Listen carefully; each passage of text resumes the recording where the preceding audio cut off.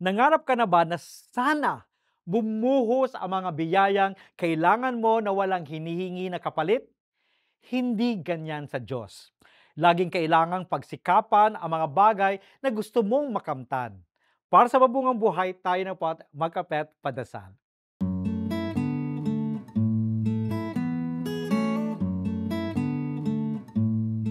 Jesus tells us that entering His kingdom is like trying to squeeze through a narrow door. It takes real effort and a wholehearted commitment to following His way.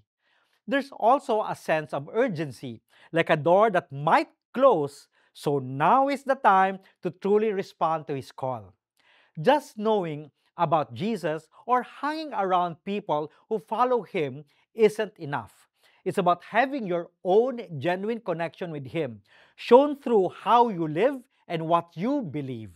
The amazing news is that this door is open to everyone, no matter where you are or what your background is, right here and beyond.